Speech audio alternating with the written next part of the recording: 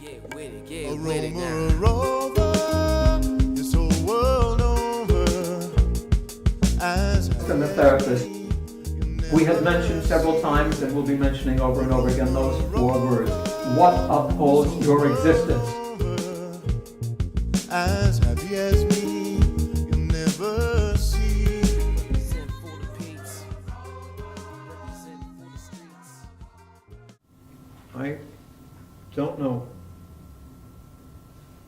if you have any field of knowledge in some area where you feel and think and believe that you really know a hell of a lot. You might think about that. Is there some topic or subject or interest, something that you have devoted your life pretty much to, and where you could stand in front of a group of people and express what you feel and what you think and what you believe, and stand behind it no matter what. I have a few things that I can stand behind 1,000% without any hesitation. When it comes to this topic of depression, it's certainly one of them. I didn't start out to study depression or to learn about it or become involved with it. It came at me, so to speak, first with a dear friend of mine, my closest childhood friend, named Eddie Cohn. Eddie was a brilliant young person, one of the most imaginative souls I've ever come across in my life. He was the most outgoing, personable, kind individual, always there for people, and he had this facility with people of just getting them to open up. You'd feel as if you were the center of attention with Eddie, and that nothing else mattered. And when he was only 11 and 12, he started dating, which is in and of itself unusual. Going back over the years, most young people didn't start dating until they got to be 16 or 17 or 18. But Eddie was dating when he was 11 or 12. It was easy because everyone was so attracted to him. And at the age of 14, he entered high school. And immediately, teachers began to be a little leery of Eddie because of his outgoing personality and his imagination. He would come up with ideas and thoughts that would be a little too difficult for most teachers to place in their minds. But for Eddie, this was natural.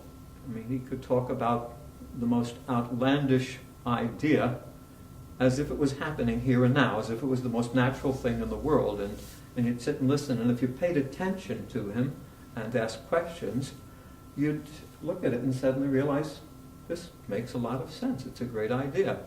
For instance, he came up with an idea for youth hostels. Now at the time, this was 1950, there were no youth hostels. It was simply a concept that Eddie came up with from the time he was in the Boy Scouts. He envisioned a place where people could come from anywhere in the world and find a place to stay, meet some people, get settled. It was like the great big Boy Scout camp for everyone wherever they might travel. And he wrote this up as an actual business plan that could be started as an adjunct to various high schools in Brooklyn. And the teachers just looked at it as if it was, what are you talking about, a business plan for some program of this size? And so they kind of put it down very quickly. I remember several years later, when Eddie was 16, he sat with me in his home and he took out a lot of drawings he had made about helicopter ports on top of skyscrapers in New York City. Well, there were no such things. That was all Buck Rogers futuristic stuff that you saw in the comic books. But Eddie had drawn up these things, including these huge cargo helicopters on top of buildings in New York City. And his parents kind of looked at him as if he was a little weird or something. This is really too far out for them or for most people. And then a tragic thing began to happen in Eddie's life. He was never tall, but as the rest of us continued to get into our teens and grow to whatever height we were going to be, 5'8", 5'9", 5'10", Eddie stayed right where he was, which was short.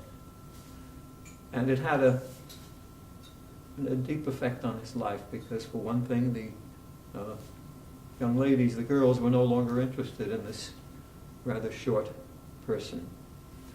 And then he got to the point where we were about to graduate from high school, and Eddie became very unsure of himself about what he was going to do, and part of it was because of his family life.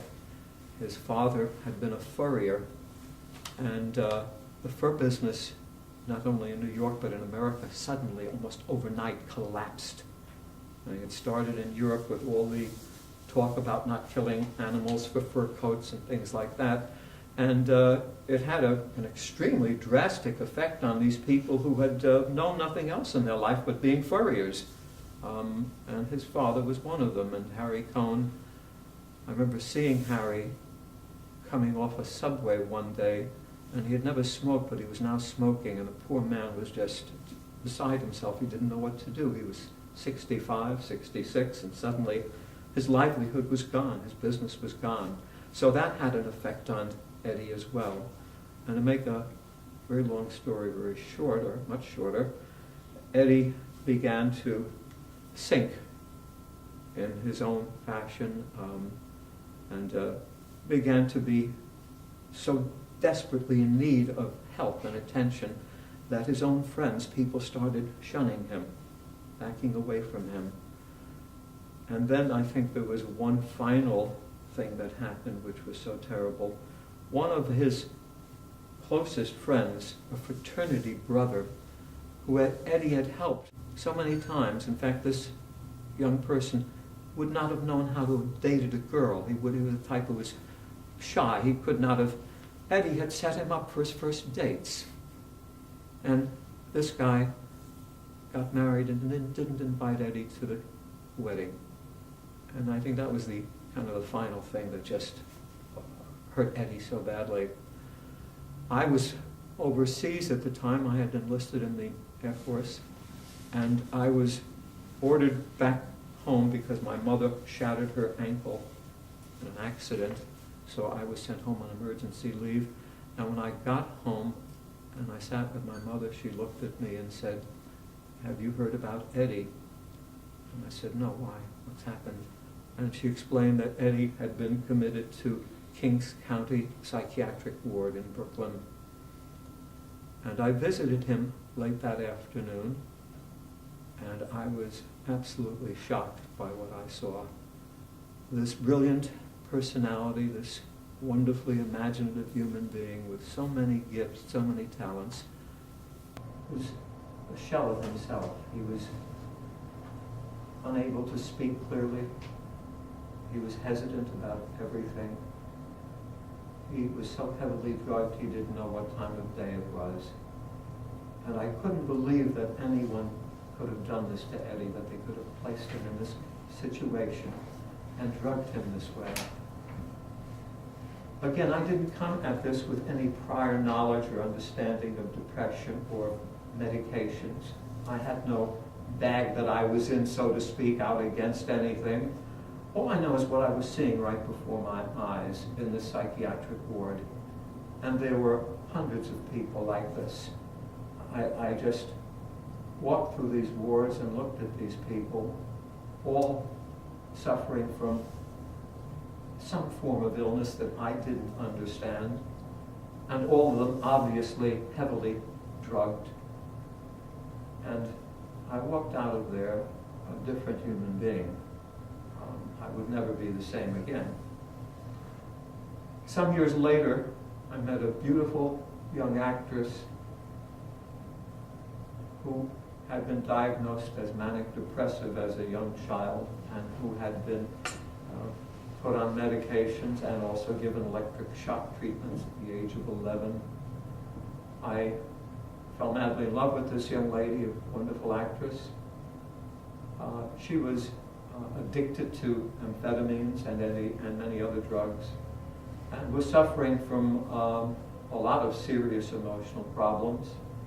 And I visited her psychiatrist with her, and I sat there, and I knew nothing about psychiatry at the time any more than I knew very much about depression, other than what I had discovered at Kings County Psychiatric Ward. And I couldn't understand what this man was doing with my wife. He was not really paying attention to her. He seemed to be just sitting there and saying, yeah, yeah, yeah.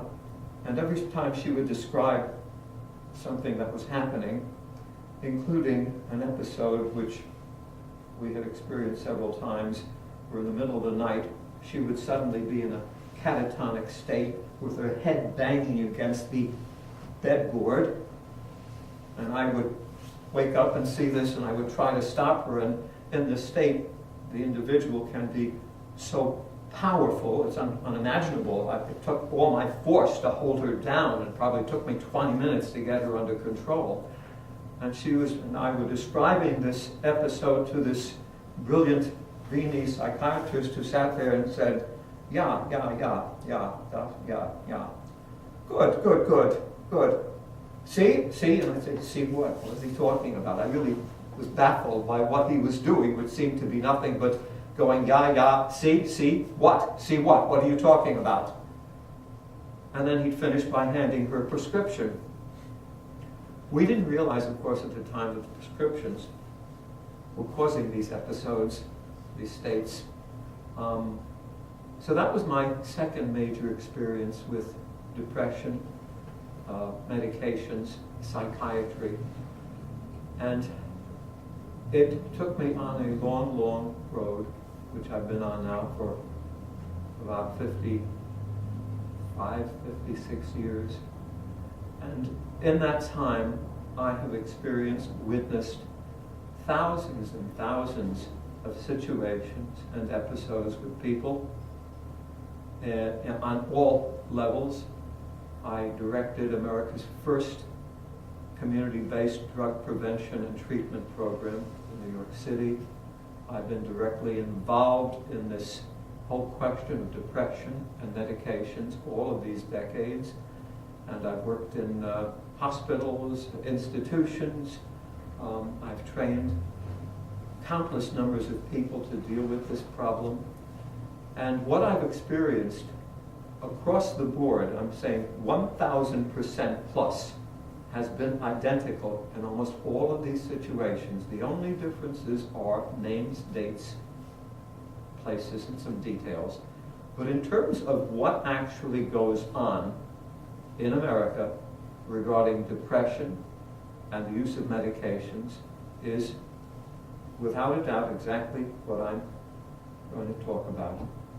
And if I'm mistaken on some level, then I cannot possibly explain the mathematics behind that, having witnessed the same thing thousands of times with people all over this country under so many different conditions. How could I possibly be wrong? Am I imagining these things? Am I creating them? Not at all.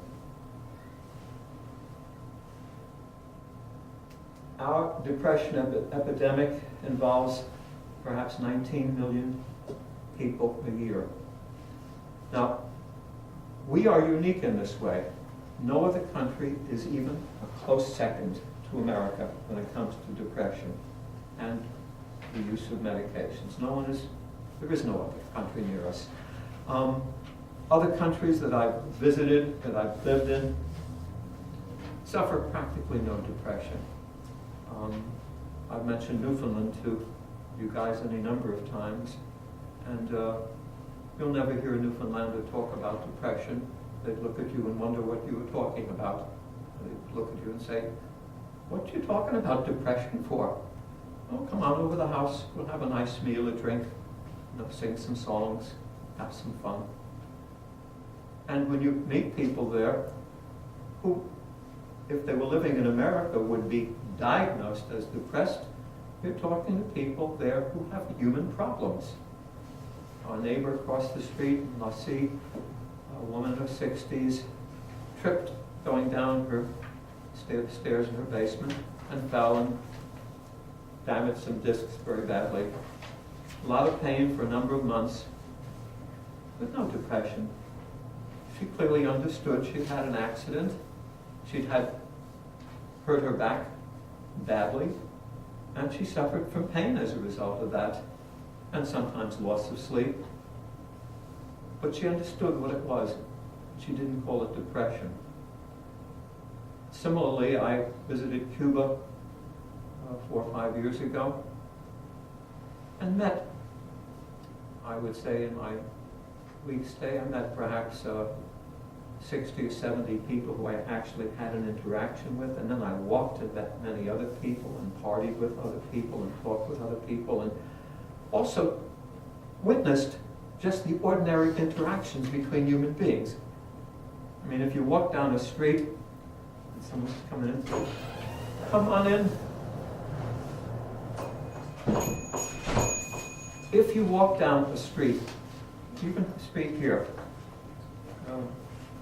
and you just watch faces, you look at people's faces, you'll be able to pick up certain things on their faces, won't you? General moods, how they're feeling, are they,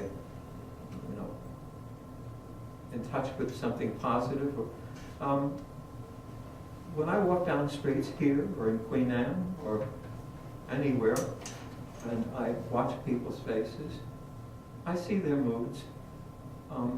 And you see so many downcast moods, so many people who are just not in a good space in life. But walking through Havana, hour after hour, seeing thousands of faces and people, young people, old people, doing all, by and large, you're seeing happy people. They're smiling, they're laughing, they're playing games, they're dancing, music everywhere. And no mention of depression, although they've got problems, certainly reasons for average people to say they'd be depressed. You walk into a grocery store the size of this space in here, and you see very few goods there. It's not like what we're accustomed to here. And you see people with ration coupons to get certain things, certain kinds of foods. But no talk of depression, no one, coming at you with that kind of thing. This is unique to America, believe it or not. That's not to say other countries don't suffer depression, yeah. But we are specialists when it comes to depression. We have taken depression to a level that's unheard of in any other place in the world. It's a business, a $1 trillion industry. And I harp on this, I push this, because most people in our society who think of themselves as being relatively intelligent and well-informed, and who will say, yes, I know this, I understand it, are in reality not understanding it. We are not understanding it. We're looking at it with blinders. We're saying, yes, but, it's there, but. Truth is, 65% of the people in this country are on some form of medication for some kind of problem, illness.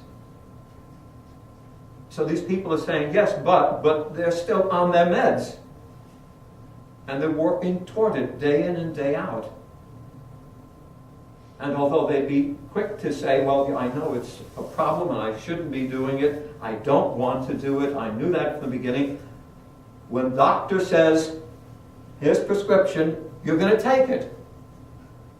In fact, if you go to a doctor and he doesn't offer a prescription, most Americans are going to think there's something wrong. They're being cheated. It's a business, a huge, huge business. And like all corporations that are out to make money, the medical industry is no different. Certainly, the pharmaceutical industry is no different. They want more and more people to come to them for more and more diagnosis of depression and handing out prescriptions. It's their annuity. You are their annuity. It's as basic as that. And although you have intelligence and common sense, when it comes to the medical profession, we use absolutely no common sense. We don't discern. We don't stop and evaluate what we're being told. Simply because this person, bless you, who has that MD beside his name, has a certain level of prestige which must be respected and which is rarely questioned. So they get away with it, and they know how to manipulate it and use it to their benefit. And by the way, people listen to me sometimes and they think that I'm against medicine and against doctors. No. I'm against bad medicine and bad doctors. I've known many doctors who have great respect and admiration for, and who I would trust without question. But I must discern. Every time I meet another human being, I must discern. I must really find out what's behind what that person is saying and doing and believing in. And if I fail to discern and simply trust because that person has a title, I am going to be damaged by that in some way or another.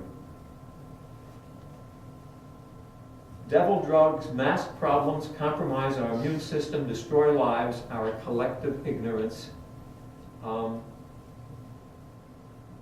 The person who is hustling on the street to buy dope, to put in a needle or to smoke or whatever, is deemed a criminal by our society.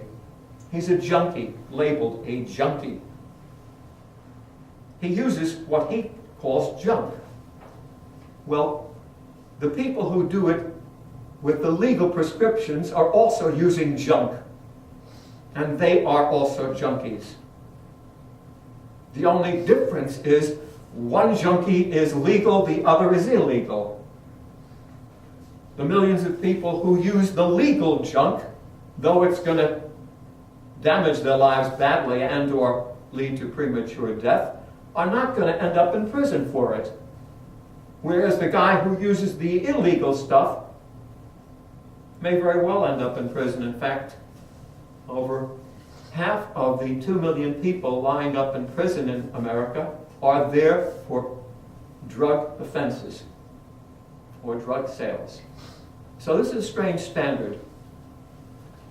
It's illegal for someone to use dope on his own, to stick a needle in his arm because he doesn't know any better, or simply because he wants to get off, he wants to get high, which is why people do it. They want to be high.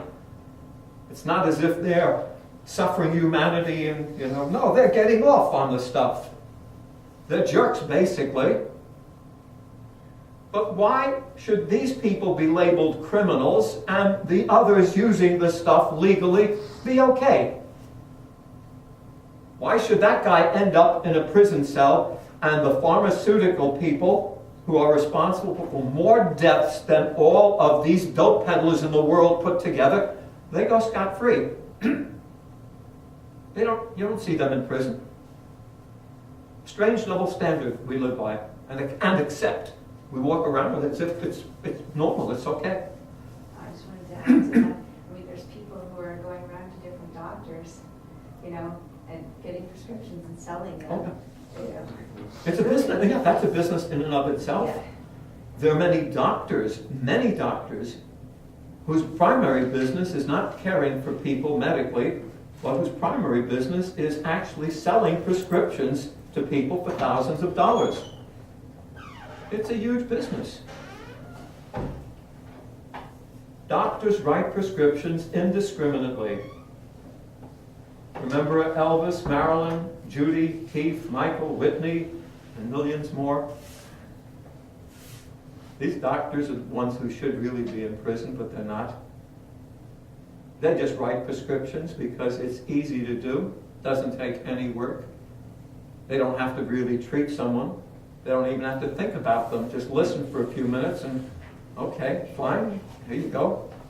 Quick business. Psychiatrists sell the public on meds and non-existent psychotherapy. They are shills for the drug industry. Psychiatrists are the worst offenders, the very worst offenders in America. They're killers, basically, and they get away with murder. The stories that I could tell you would, you'd be shocked by them. I'll just use one that is well-known, famous, documented. An actress, Frances Farmer, back in the 30s and 40s, she was quite famous as both a Broadway actress, regarded as one of the most talented actresses in America, and who became a well-known movie star as well, had her problems, and unfortunately went to a psychiatrist, and that was the beginning of the tragedy. And to make a very long story short, at the very end, her psychiatrist had her committed. She thought she'd been told she was going in just to be tested and evaluated for a few things. He had her committed to a psychiatric ward where she was drugged, where she was tied down repeatedly to a table and raped by inmates there, by dozens of men, over and over again. All the while, her psychiatrist knew what was going on and did nothing. She committed suicide a short time thereafter. There are thousands of cases like this that are totally documented. These people did the same thing to Judy Garland. They did the same thing to so many famous personalities, musicians. They target talent. Psychiatrists love to get involved with talented people. They like to hang out in Hollywood night spots and meet talented, famous people. They love this for some reason. It's a particular thing. Part of it is they want to become well-known and famous, and what better way than to rub shoulders with famous people? And we'll be able to say, Judy Garland is one of my patients. They're murderers. Simple as that. And I've been calling that shot for many, many decades. And I've looked them in the eyeball many, many times and told them that. And the American Psychiatric Association is the biggest group of dope peddlers in the universe. They make the street peddler, the dope street salesman, look like that's nothing. The great big candy store of drugs is in the prescriptions handed out by the psychiatrist. And they have a huge lobby behind them. They have huge prestige built up. And it's been unchallenged for so long that the public simply accepts it. And some of these guys come on television, on programs where they're interviewed, and they've got the suits and ties on, and they give a talk, and they seem very intelligent and well-mannered, and seem to be presenting things in a pretty logical way. But that's their image. That's what they're presenting to the general public. What they really do is peddle dope, legally. They don't know how to practice psychotherapy. They haven't done it for God knows how many decades. And they discovered a long time ago that they didn't need to. It was so simple to listen for a few minutes and write out a prescription and say, you are depressed, you're severely depressed, you're clinically depressed, you're bipolar, you're this, that, or the other thing. No work, no treatment, no therapy. The thought of it only, and what these people do on television constantly, every one of them, including the most famous, the most popular of these people, say exactly the same thing when asked about how people should treat their problems.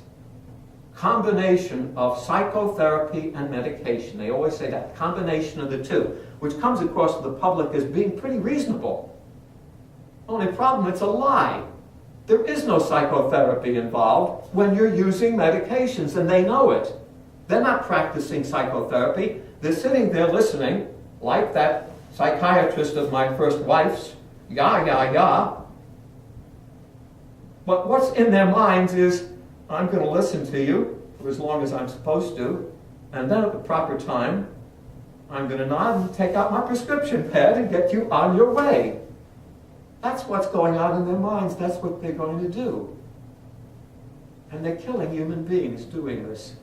We only hear about the famous people. The Elvis Presleys, the Judy Garlands, the Michael Jacksons. We only hear about those things. We don't hear about the tens of thousands, hundreds of thousands of other people, just people we know, people we grew up with, like my buddy Eddie Cohn, who was no more at the age of 19. Eddie was finished because of these lunatics with their prescription pads and their psychiatry. Don't buy into it. It's pure madness, and it's a pure lie. These people are no different than the snake oil salesmen back in our frontier days. Modern day snake oil salesmen.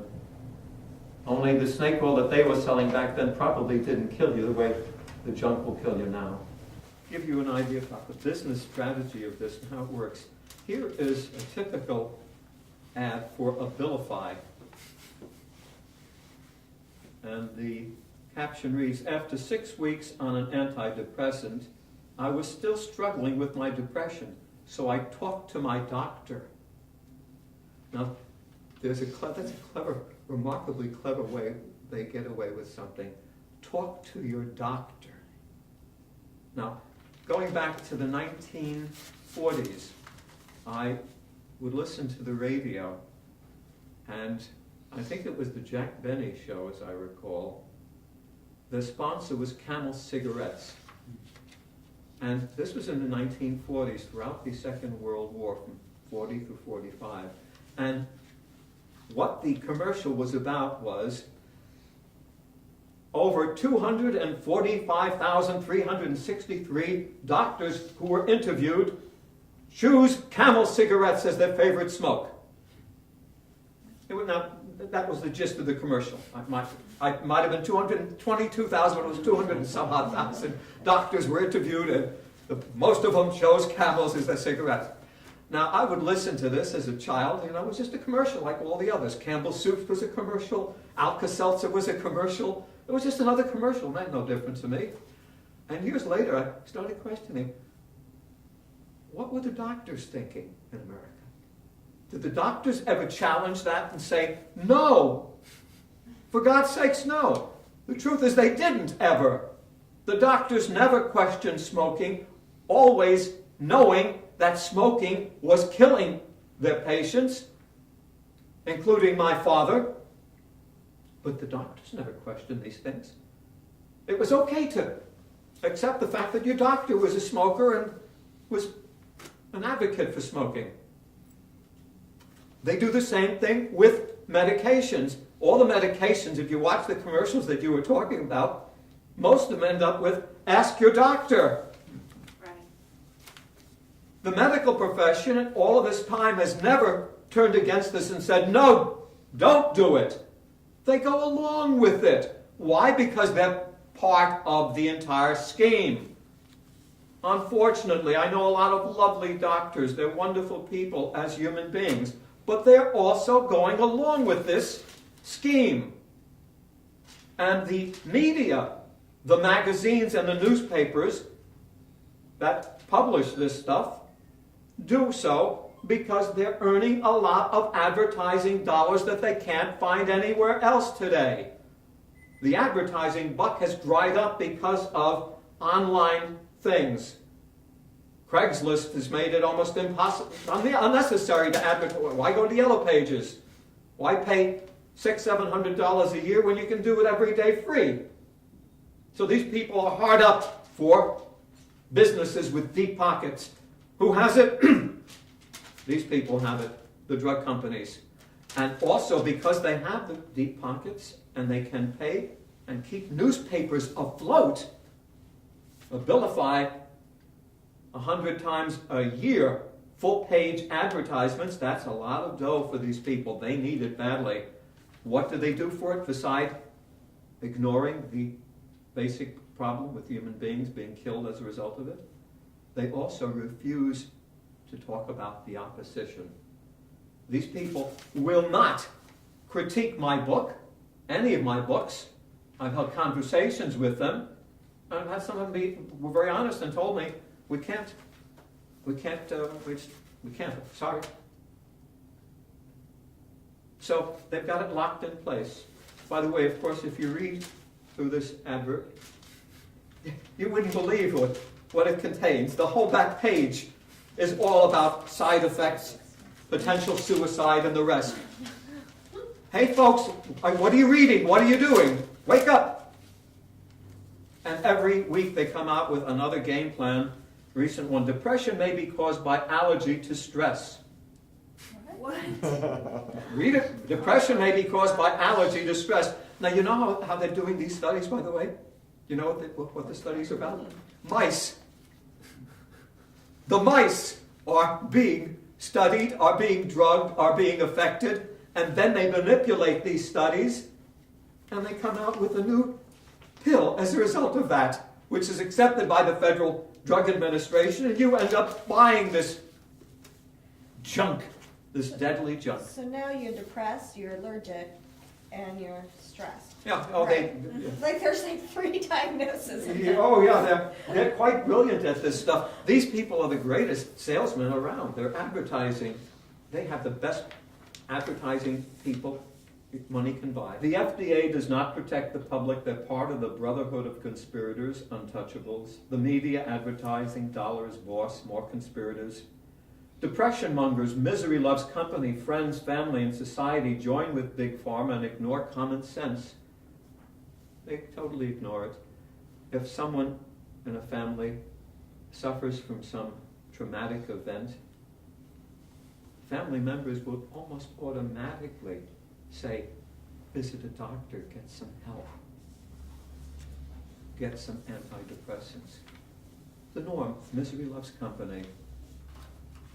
The con, unsupported brain scan theories, first-class bunk. Are there such things as neurotransmitter imbalances? Yes, absolutely. Does that cause depression? No way in the world that can be proven. Absolute bunk. What's happened is it has been presented to the public and gone unchallenged, and because something goes unchallenged over a period of years, it becomes accepted.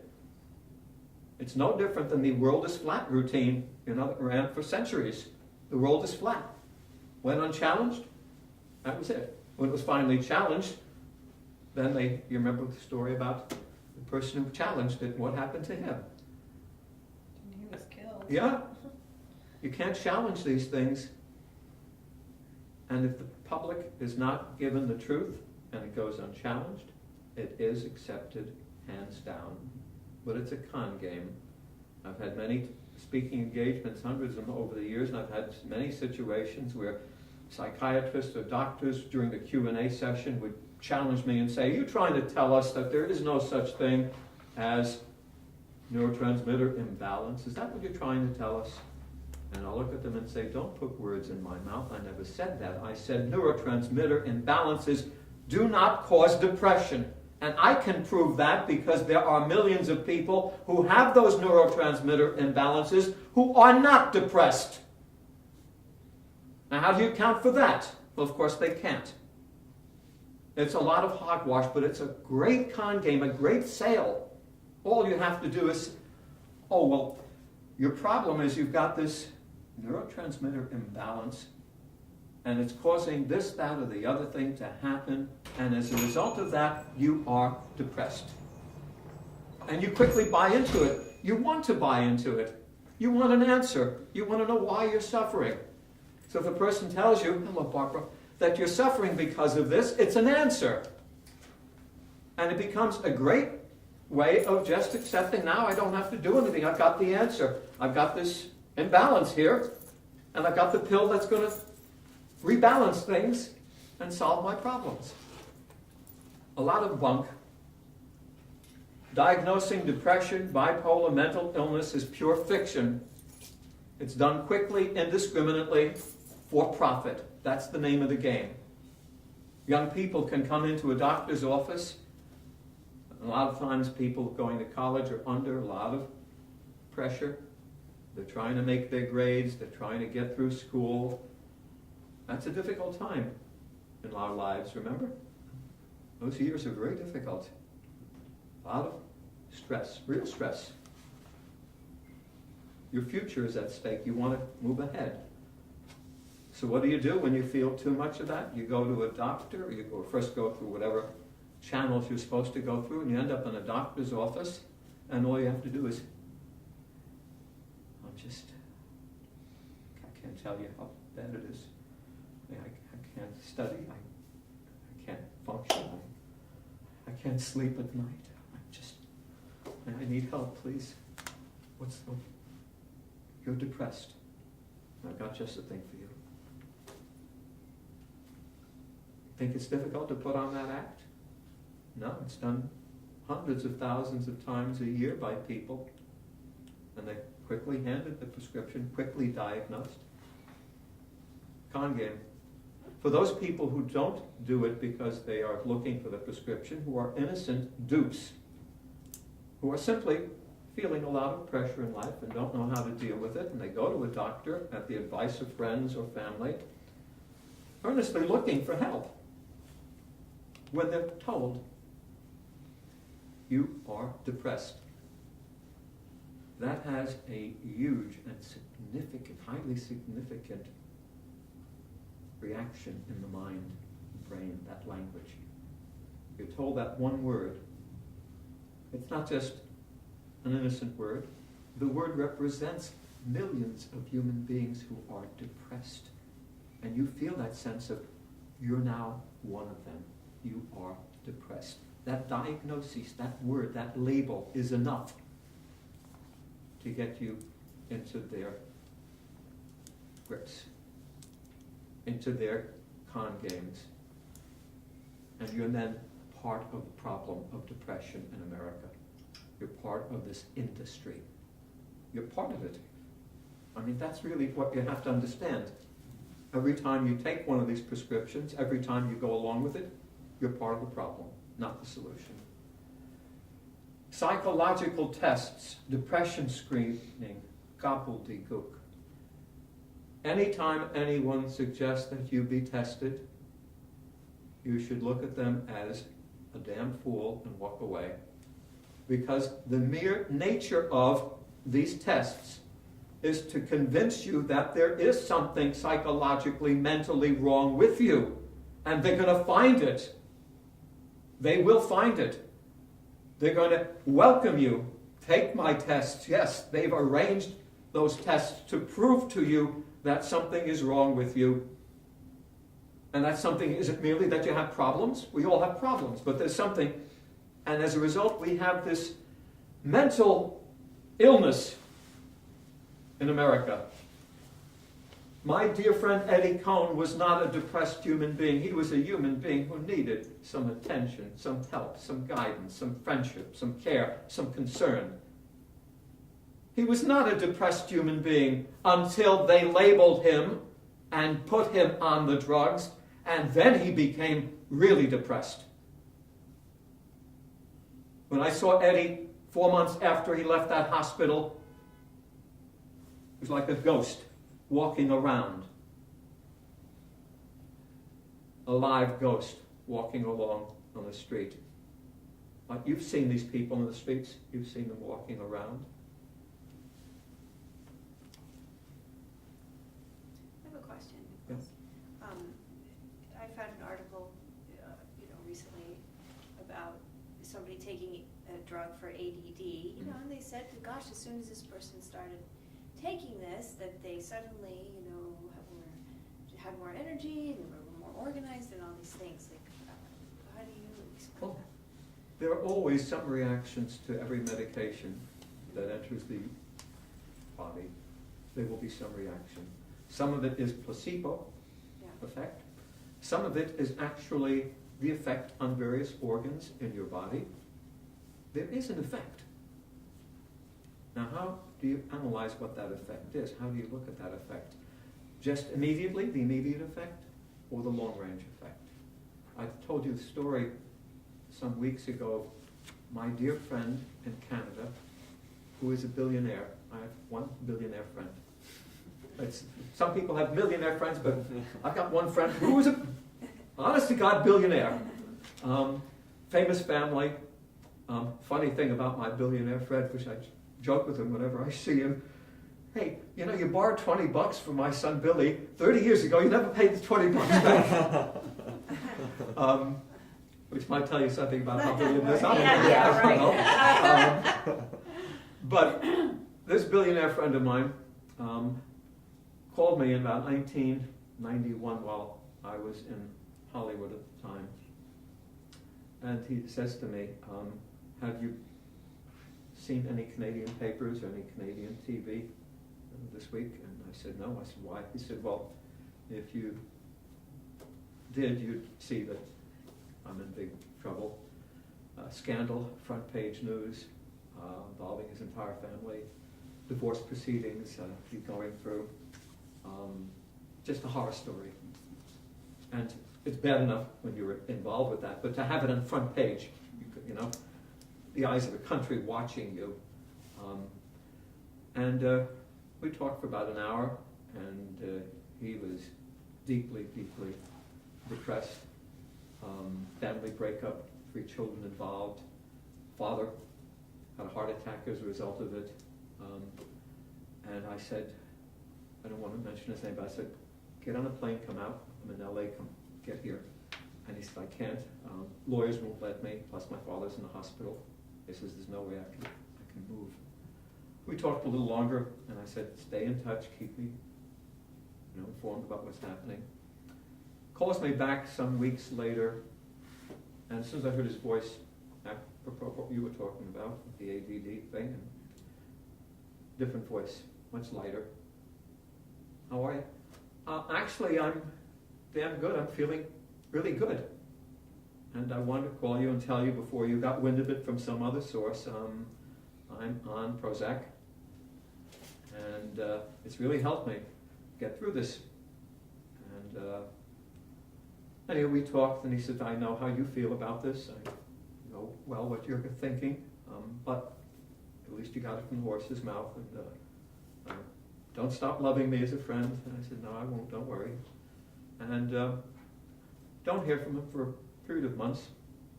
But I did follow some of the things in the news about what was happening, and they got through the divorce, and his father was recovering. I get a call from him some months later. How are you? Not too bad. From great, wonderful to not too bad now. Make another long story short, over the months, the not too bad became I'm feeling depressed again, and finally I'm feeling suicidal, and I'm on another secondary drug, etc. So there's a pattern in all of this. At the beginning of this, I told you all the thousands of episodes and experiences I've had. The only differences are names, dates, places, and details. So with each individual, the details might be different, but the end result is always the same. Always. At the end of a certain period of time, the effects of whatever it is that you're using begin to alter many things in you, including your personality and character. There are changes. And that person who at the age of 7 or 8 or 9 who is diagnosed ADD or whatever letters they're using now, follow that person over a period of years and you'll see the natural progression. I get a lot of them that visit with me in their 20s who are now bipolar and on a new set of medications. The net result is always the same. Always. I've never seen any change in that over my entire lifetime. I'm talking about tens of thousands of situations. Each individual responds differently, our chemical system, and we have no way of scanning these, of understanding what actually is taking place. I've mentioned often that the only way we would know for sure what is actually happening in the human body is to scan all of the organs, each one, over a period of many months, then put it in a giant programmer, and then you begin to see the effect of each thing, each day, on each part of the human body, and trace exactly what's taking place. Other than that, you have no way of knowing. But what you do see, always, 1,000%, over the years, you see the altered human being. The person is altered. Personality, character, and they don't know it. They're not even aware of the changes that have taken place because of the use. And long range, it's always deadly. Always leads to all of the other serious problems. They mount, they continue to mount. Only by that time, you're talking about hopelessness. There is no recovery. As I've said a number of times, and it's worth repeating so you understand the drug reality. Someone who sticks needles in his arm, injecting heroin in the system, has an excellent chance of recovery. That's not true of the person who is using the legal junk, the prescription stuff. No. These people are, over a period of time, altered. I have many, many, many ex-addict friends who I've known for 45, 50 years who are fully recovered, absolutely fully recovered. I mentioned my friend Charlie Devon, the first guy I met beside Jimmy Germano at Daytop Village back in '65.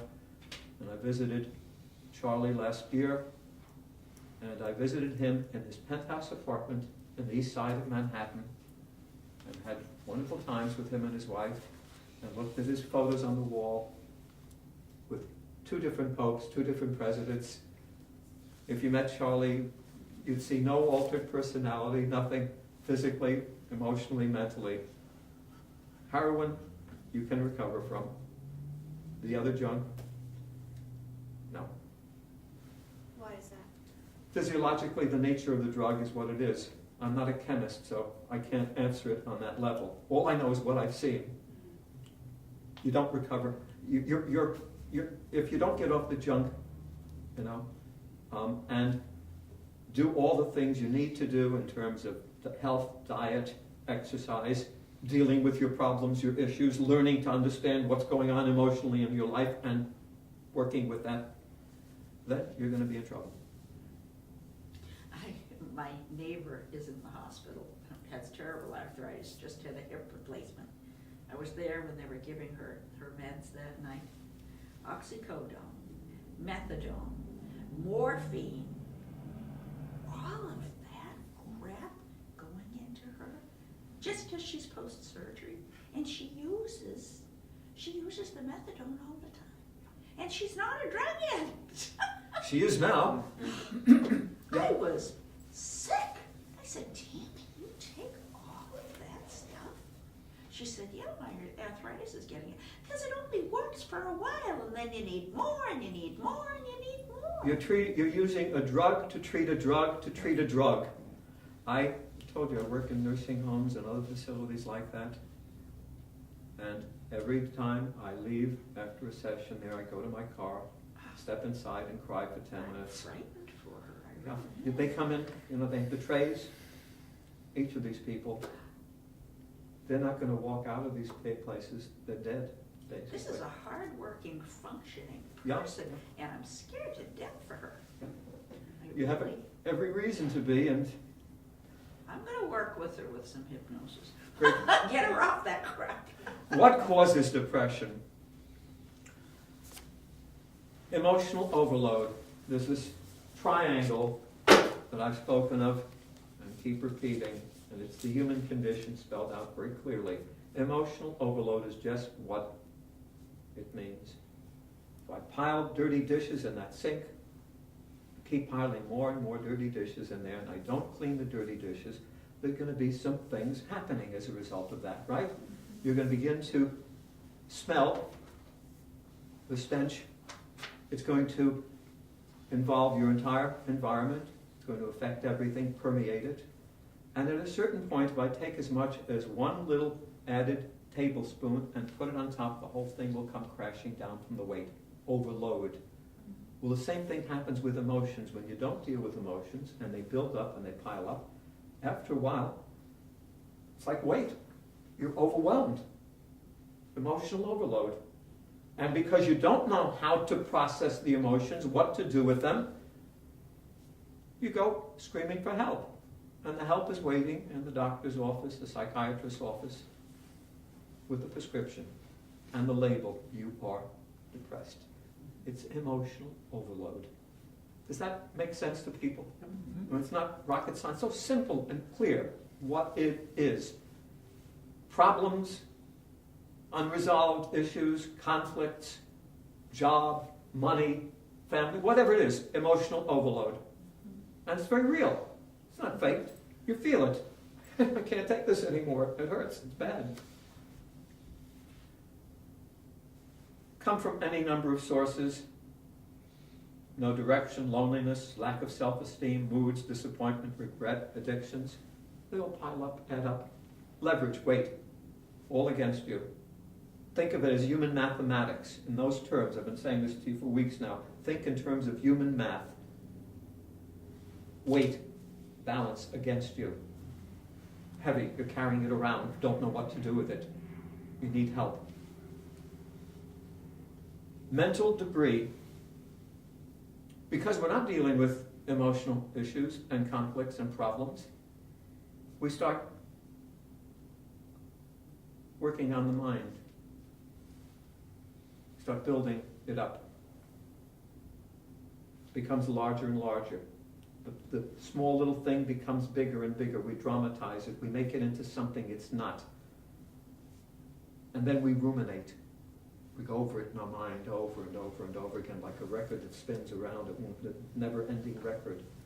And then we indulge in our drama and our ruminating with our, oh my gods, I can't take it anymore, I'm overwhelmed. Dark clouds hanging over me. Nothing I do seems to help. Great big drama.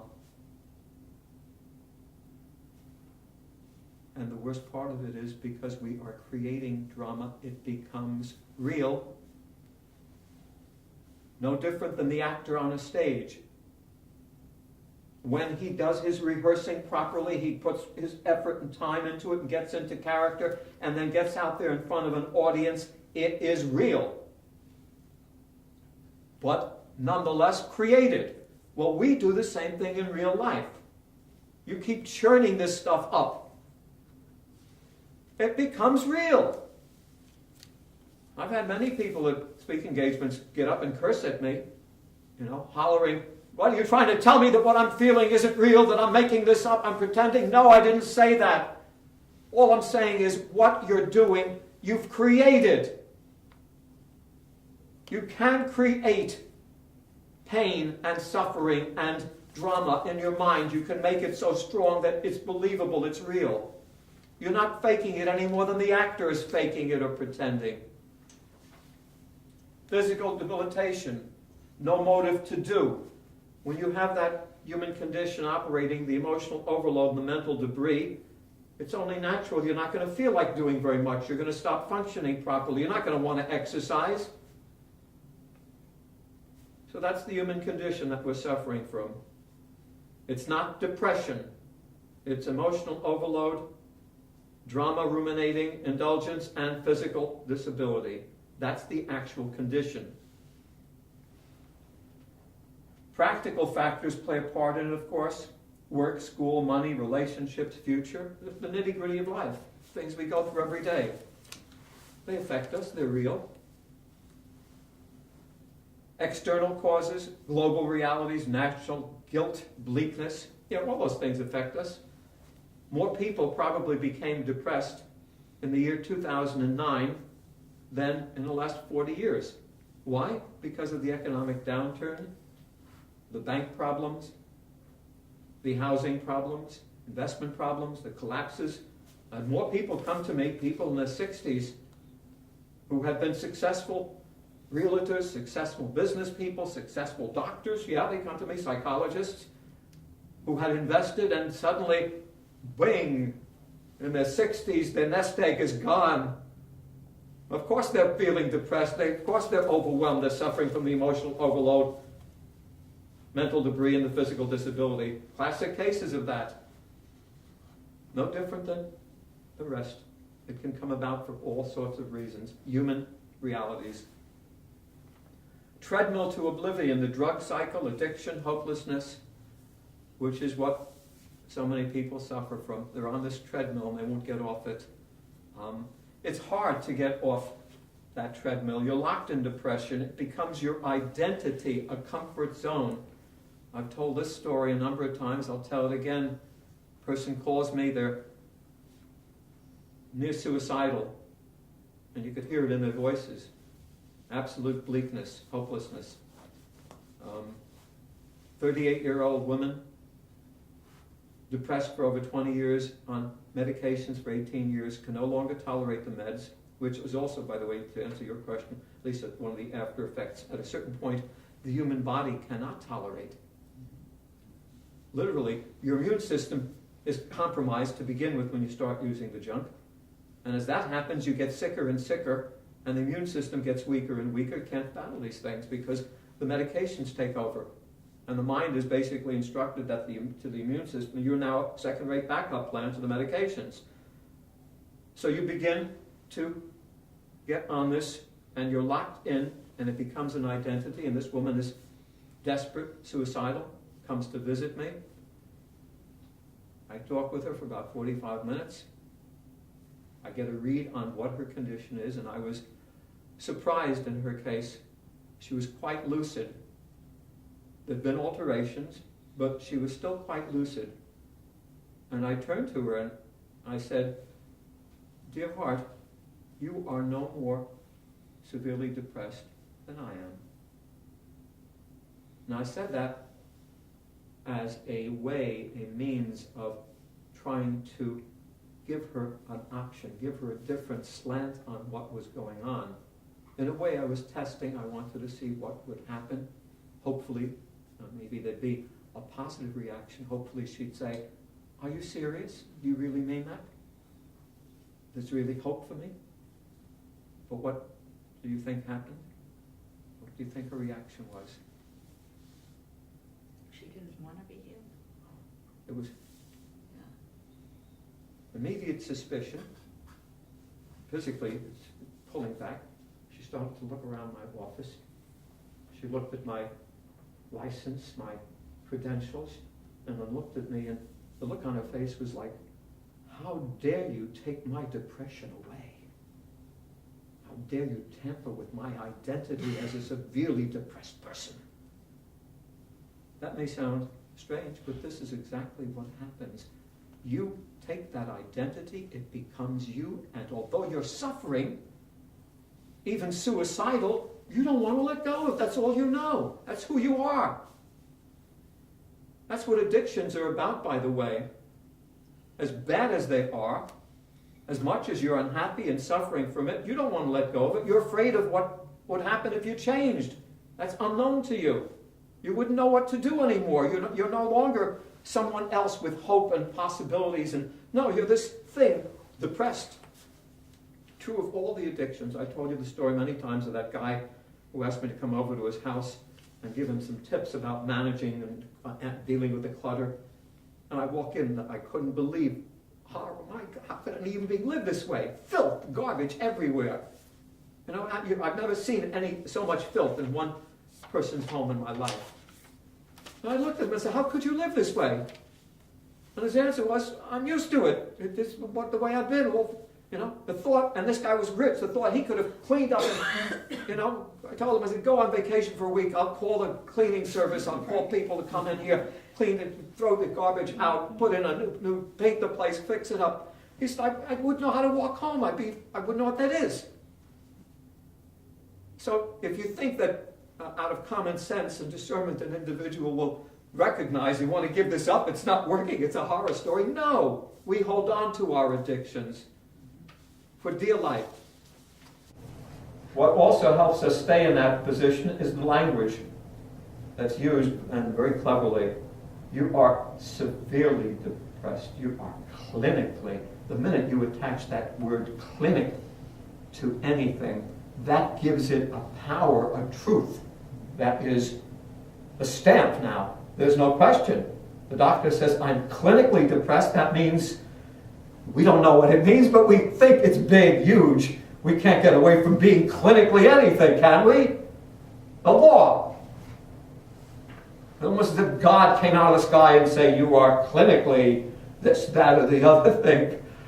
Oh, great sales routine. I've been asked many times if I dealt with anyone who is clinically depressed. In all 48 years of dealing with depression, I've come across 3 individuals who I would say were clinically depressed. All 3 of those people were clinically depressed because they had been put on such heavy doses of medication over a long period of time, and they became what you might describe as clinical cases at that point, yeah. In other words, totally hopeless, basket cases.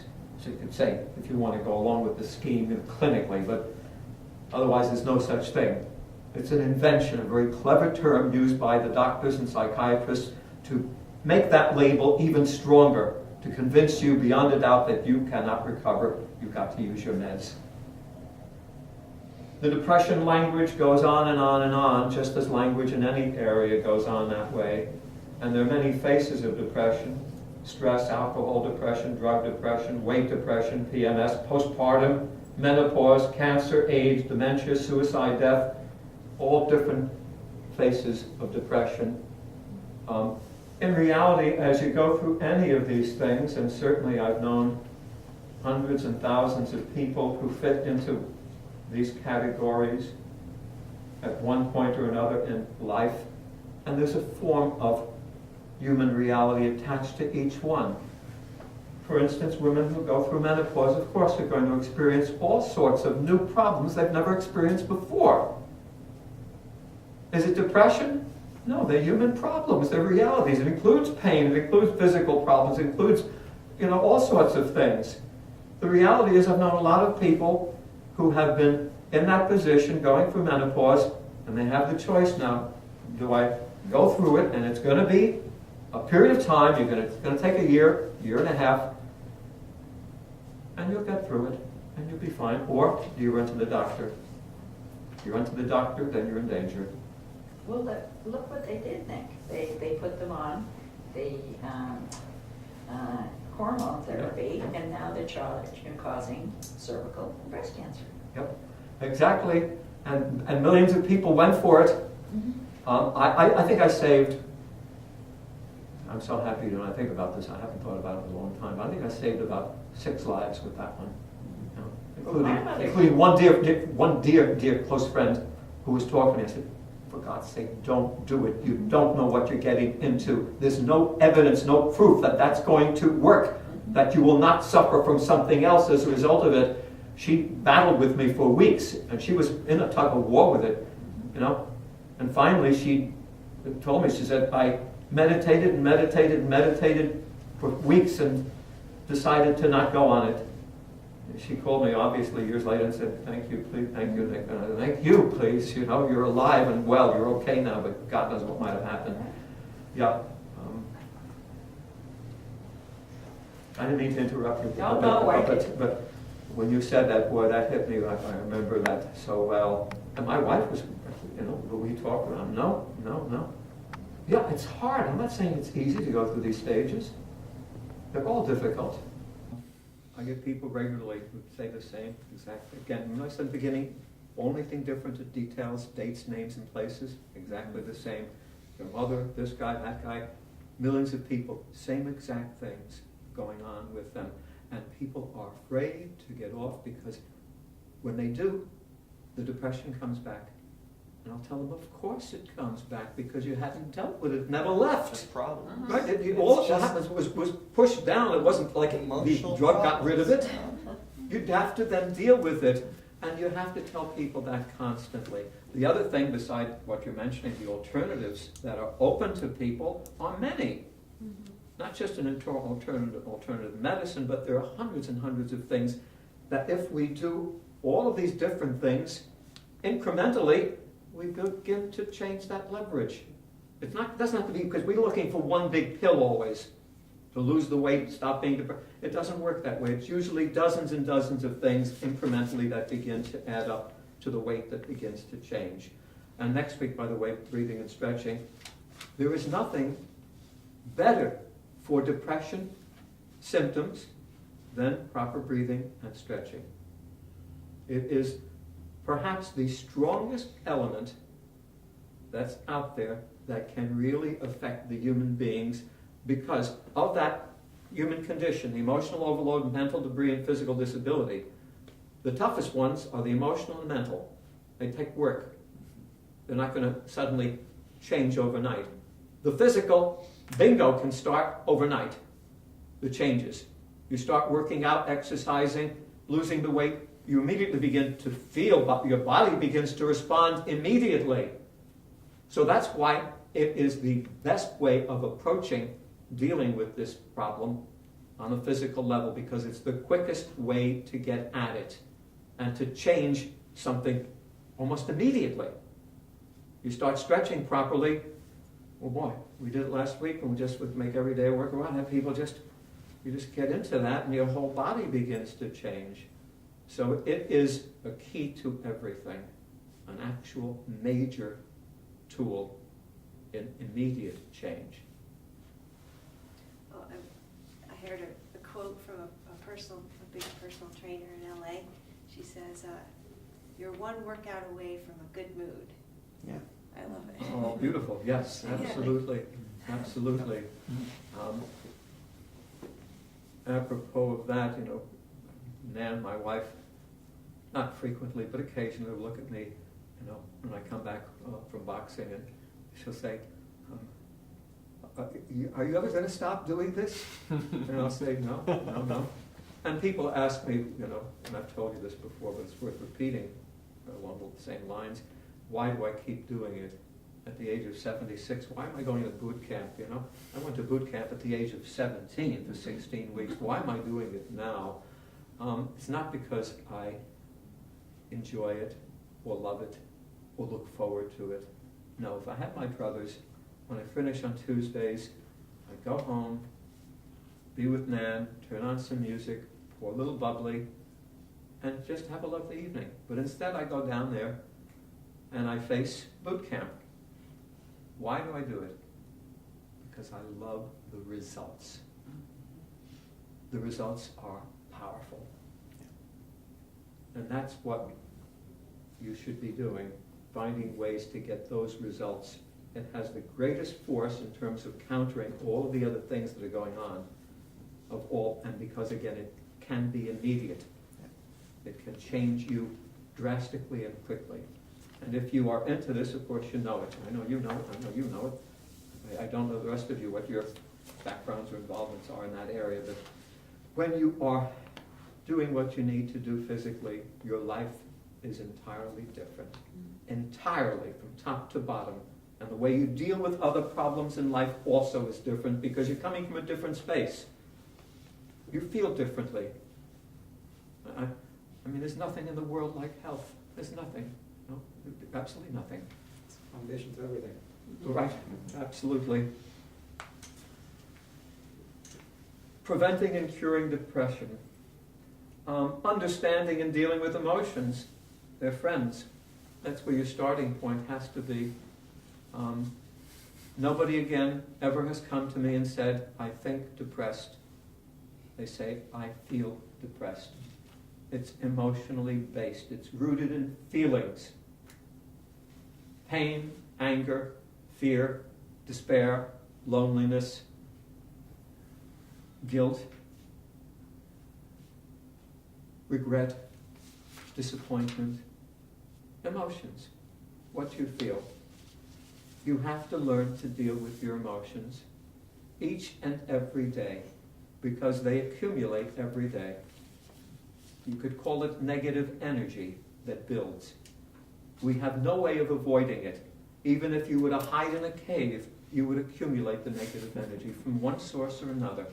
Even people who live in caves. I visited many of the skitis, as they're called in Greek, on Mount Athos. These are individual caves run by monks who don't want to be part of the monastery because they don't like the politics. They find a cave for themselves. And they live in a cave, literally by themselves and God. That's all.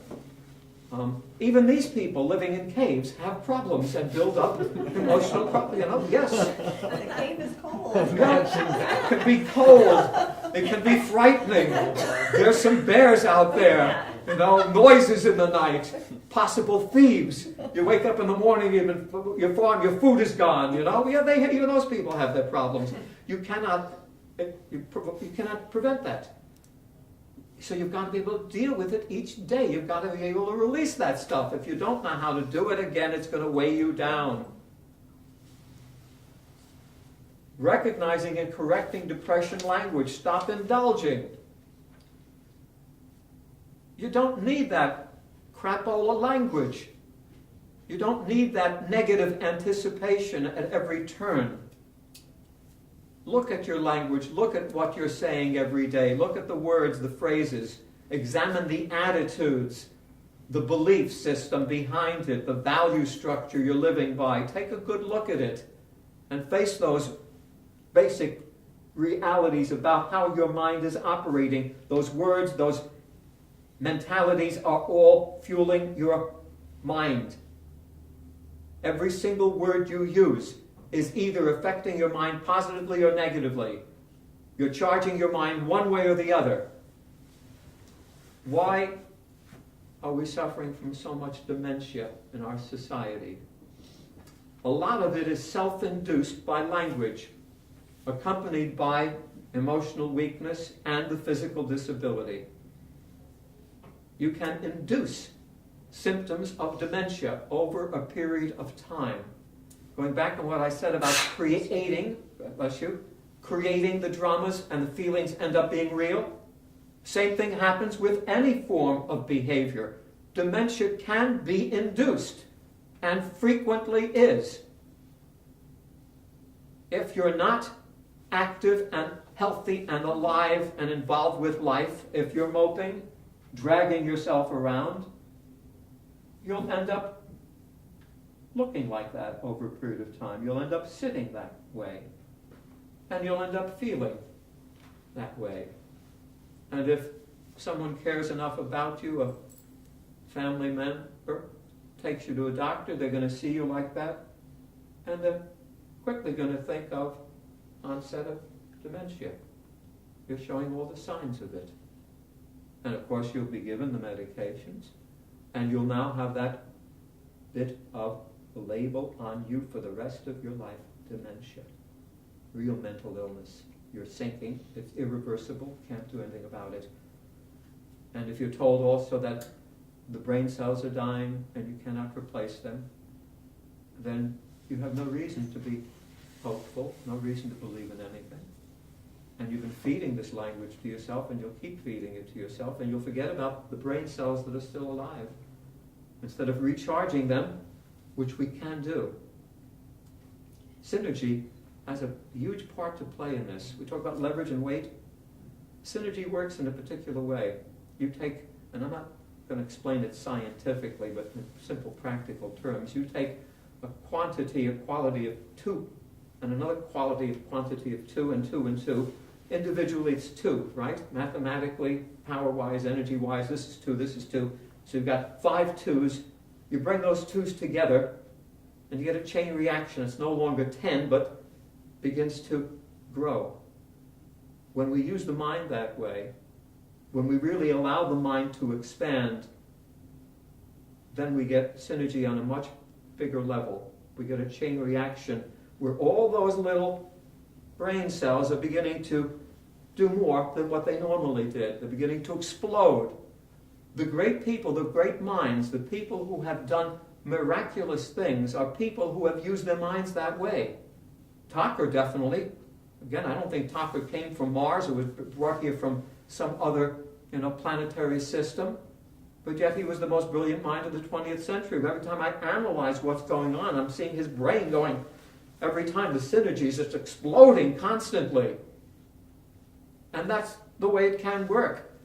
I've had many people ask me recently, are you feeling any sense of loss mentally as you age? Absolutely not. My mind is going more and more and more. I'm discovering more and more every day. I've got more and more ideas every day, more and more creativity every day. My memory is better than ever, much better than ever.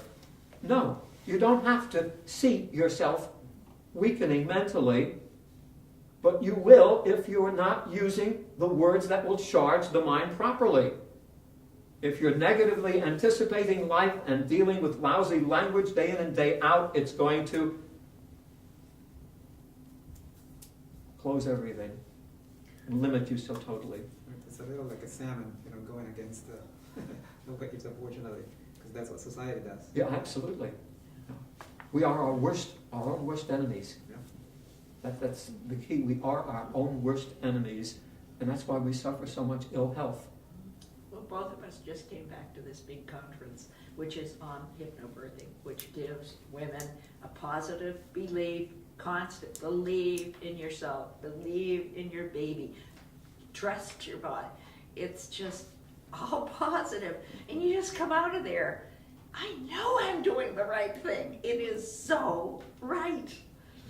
And conversely, connected to what you're saying and what you're working with, going back on what I said about psychiatry, that woman who is not properly prepared, who is not using the right language, who does not have the support of her partner or mate or soulmate, who is not ready for what this job of raising a human life is about, goes to the doctor and says, postpartum. Now you have the label, now you have the antidote, and yes, you're going to be relieved. You're going to, but again, follow that personality over a period of years and see what happens down the line, and follow what happens to the child, and you see the net results. All of it can be avoided if we use our intelligence and common sense and don't buy into this system, which is so insane.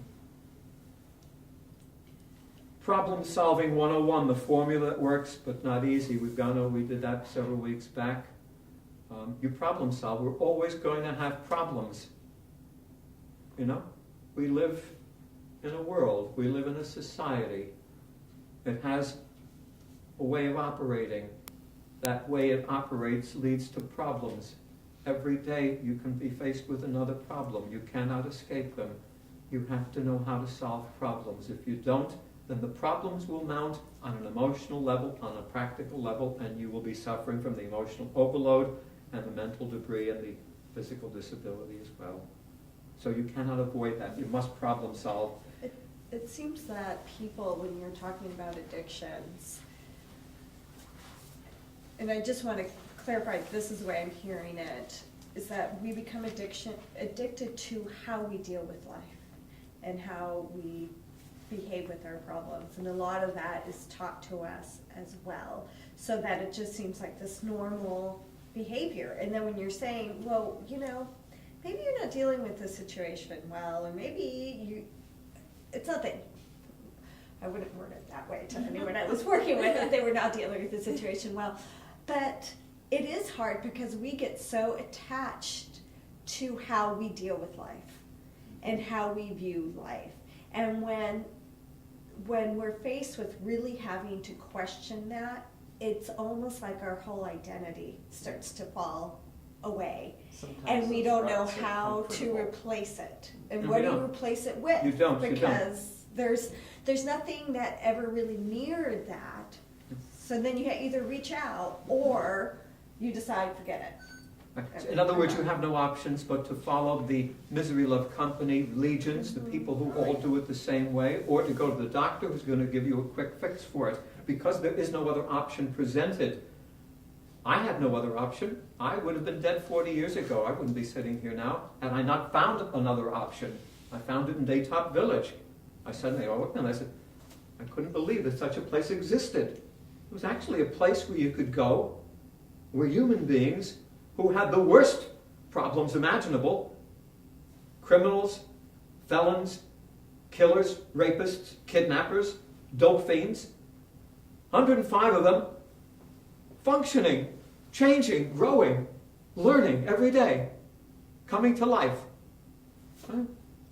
Just every community needs 10 of these places, but they don't exist. The option isn't there. There, but for the grace of God, go I. Without an option, you are left with only what you're seeing out there, which is abysmal, of course. So we're not going to change that. As I've said many times, I'm not going to win any wars against any of those people any more than we'll win a war against the psychiatric people or the pharmaceutical people or the insurance people. I'll keep fighting them individually and help individuals, and that's what you can do. You help yourself. And then hopefully do it with your family and even stretch it out to the community wherever you can and carry it with you. It's a concept. The Daytop concept, the Daytop Synanon Journey Encounter concept, though most people have not heard of it, has affected millions of lives. It's spawned maybe 500 or 600 programs throughout this country that have reached out and touched many, many, many lives. So it does operate and function, but there are too few of them, and they're not funded properly, so they're not popular, they're not well known, and so people don't go there. People are also afraid to go. Only in the 1960s did we have that huge swelling of interest in change and growth. It was part of what was going on in America, that revolution in thinking, the revolution in everything going on. And there was a revolution in therapy, and everyone was involved in groups. I had a waiting list all those years. It was huge. I couldn't fit in the people. Today, nothing, because people are not going. They're not gravitating toward change or anything like that, unfortunately. Well, why do that? Because they just get a pillow from the Yeah. Yeah. So much And as you easier. said, there's no other model out there. There's nothing directing you in any place else but where everyone else is sunk. Embracing the art and science of change, looking forward to it. Of course, without change, we're not going to go anywhere. And as I said several weeks ago, when we talked about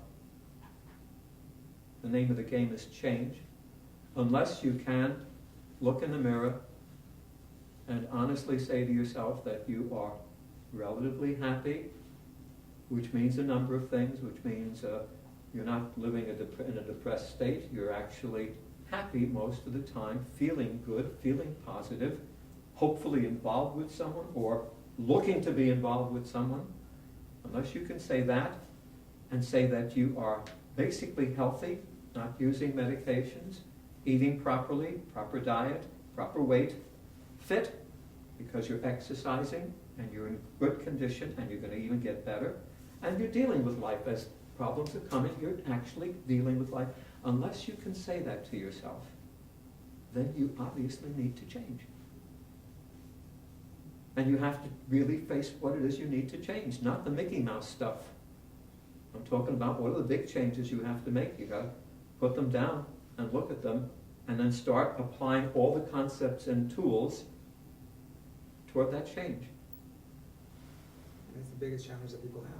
They're not willing to face that. No, totally unwilling to face change. They're terrorized by change because our society teaches people to not change, to be anti-change, be uncomfortable with change, except for changing our email address or something like that, minor stuff. Even that's Well, painful. even that's- yeah. We can make a drama out of that too. Yes, you can. We should learn to embrace change. We should welcome it as an opportunity to be and become someone we want to be and become, if we could figure that one out. A concept to guide you, upholding existence, the ideal. That piece of language, those 4 words, I fall back on over and over and over again. What upholds your existence? If you can change this alone, just adapt to using those 4 words, it will change your life drastically. You will look back on a year, 2 years, and suddenly realize you've come so much further than you would have without those 4 words. They were designed by this great, great mind, this great humanitarian, mystic, genius, talker, who understood language better than anyone. The only person on his level in terms of the English language was George Bernard Shaw, the great Irish playwright. And George Bernard Shaw had a remarkable understanding of linguistics and the language and how to use it properly.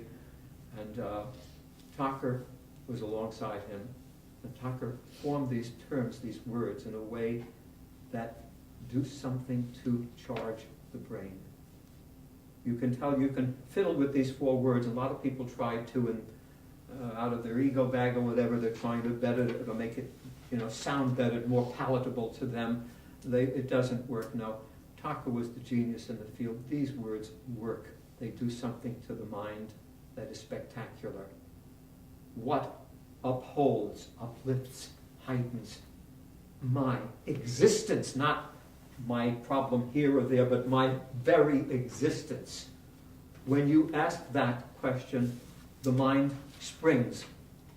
It sees different directions. Every brain cell begins to bounce in other places, look in other places. Synergy begins to just recreate, and just explodes. It's an explosion. You think in a different level, on a different plane. And you got to train yourself to ask those questions. What upholds my existence? Not what should I do? How should I do it? When should I do it? Where should I do it? Why should I do it? That's for writing a story in a newspaper. Journalists learn how they've got to be able to be precise. The fire happened this morning at 6:30 p.m. on Queen Anne Avenue caused by a ruptured gas pipe. 3 people were hurt, what, when, why, how, where. That's for reporting. That's not for answering questions or solving problems or making decisions. You want to really solve problems, ask questions, make decisions, ask yourself, what upholds my existence? Put that one to work. Constantly. It may seem ridiculous. A lot of people say, well, what the hell can 4 words do? What's that? Well, I kid you not, there's magic there. There's miracle cures in those 4 words. If you do it consistently and train the mind to go there, you will work on that higher plane. Every time you have something to relate to that's a question, every time a decision is coming up, instead of working down here on these Mickey Mouse levels with what, when, how, where, and looking around, which leads you only to polarization, it will only lead you to yes or no, or maybe, or good or bad, or black or white, or right or wrong. That's just 2 answers. Limitations, lock on the mind, no synergy, no explosion. Train your mind to what upholds my existence, and you unleash all those other forces of the mind, which are powerful, which are huge. But you won't know what it's like. You won't experience it unless you do it consistently, and you get the mind to operate on that level always.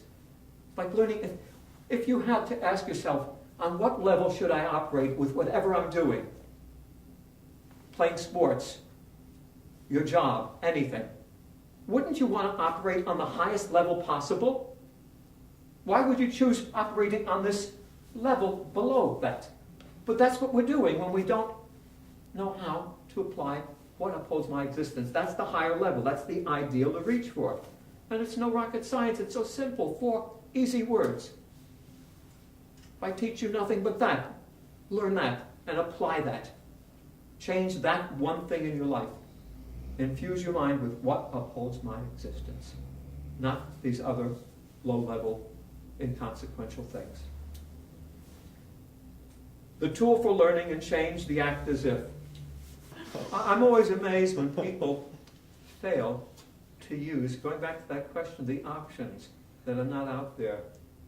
In reality, if you have the tools, if you can learn problem solving, if you can learn what upholds my existence, and if you could learn the other tools and concepts, you'll have the means to really apply in your life consistently, and you will change. You will feel the effects.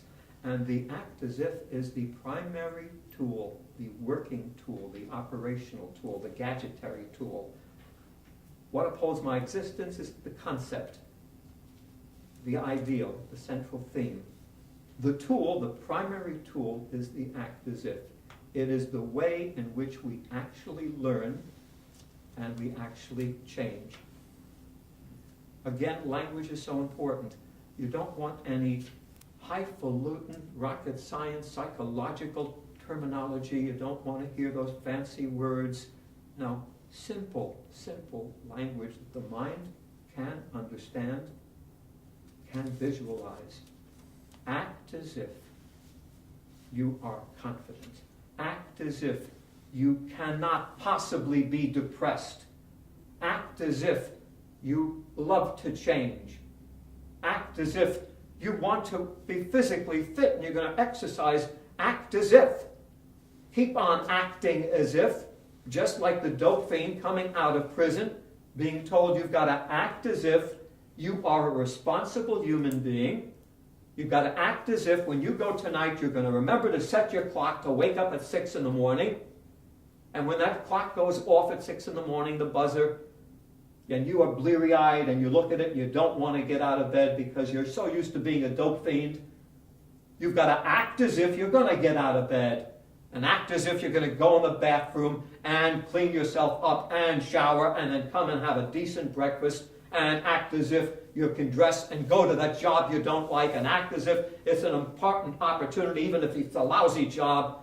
Keep acting as if, and over a period of months, sure enough, you're going to begin to think like a responsible human being instead of a dope fiend and felon.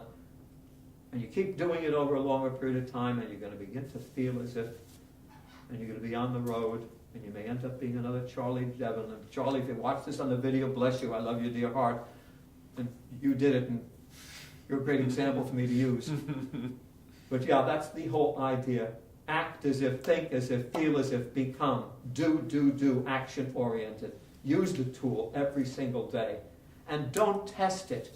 Another warning I give to people, don't test these things like people test hypnosis constantly. They'll have that idea of this thing called hypnosis out here. I'll see if it works. I'll test it. I'll tell people, it's you. Yeah, it's not going to. Don't test things. People always trying to prove that something doesn't work for them. They're somehow unique. They are constantly hearing this. Well, the person comes to me to lose weight. First thing they'll say is, I have tried everything. Yeah, there isn't anything you can name that I haven't tried. And I'll say, you tried? That's interesting. Number one, I'll bet there are dozens of things you haven't tried even though that's mediocre, that effort. And I'll bet you haven't been consistent in your effort. But they want to prove to you that they've actually done these things and it don't work. They're special. They cannot lose weight. They cannot stop smoking. They cannot stop being depressed. They're unique and special. And they've tested all the theories.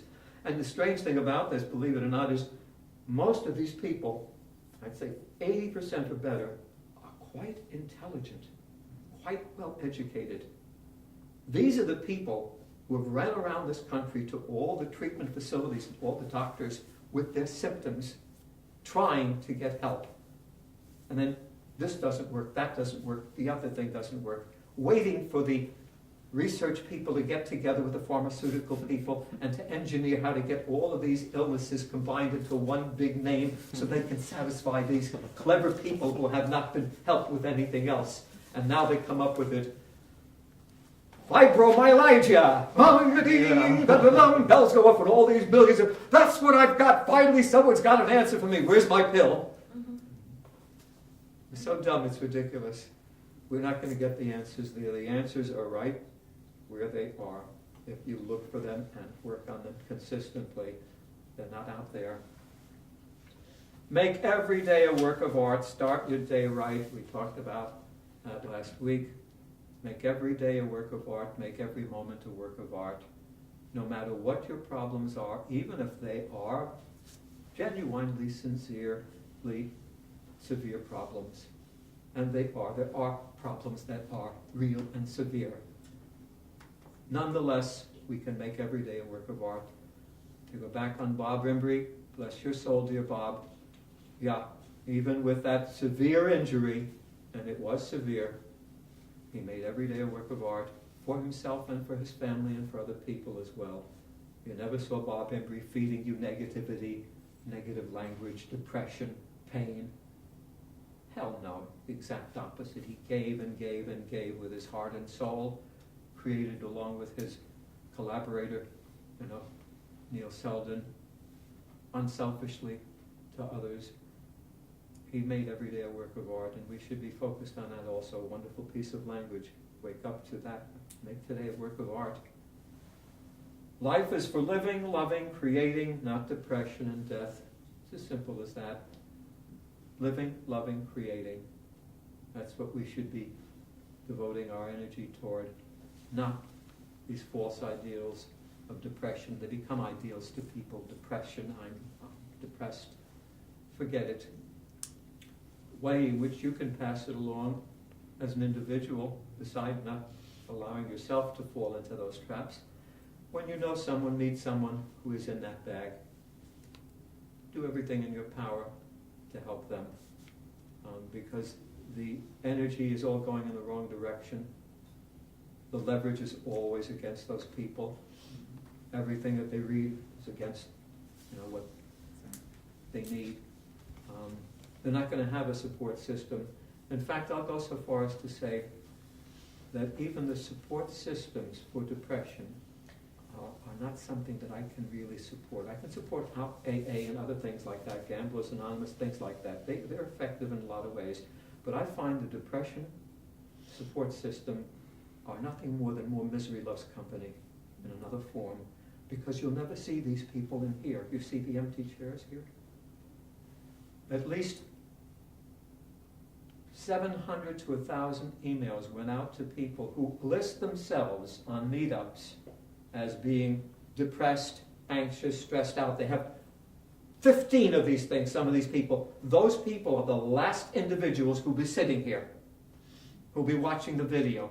They, as I said earlier, do not want to lose the depression. They want to hold on to it. So they go to the depression support groups to hear people talk about their depression, to feed into it, almost to congratulate themselves, surround themselves with more depression. And what pill are you using? What works for you? So if people watch the video, you're not going to like this, but I do not support what you're doing with support groups who support depression. You should support anti-depression. The name of my book is Depression. It doesn't exist. It's manufactured. It's a con game. It's a business, and you're part of the business. How's that for close to the session? Way to go, Nick. Way to go. You don't feel passionately about that, do you? Whenever we're supporting something negative, we have to recognize it. And again, it's an industry that's supported by willful ignorance on the part of the public. From God's on board, each day I die. From the Bering Straits to Palestine, this spring, this brook will ring the bell. No need of wealth, you're in God's hotel. Rover, rover, this whole world over. Happy as me, you'll never see. Represent for the world. Rover, rover, this whole world over. Happy as me, you'll never see. One should know though was Christ's motto, so do the same. Let heaven flow. No pills, no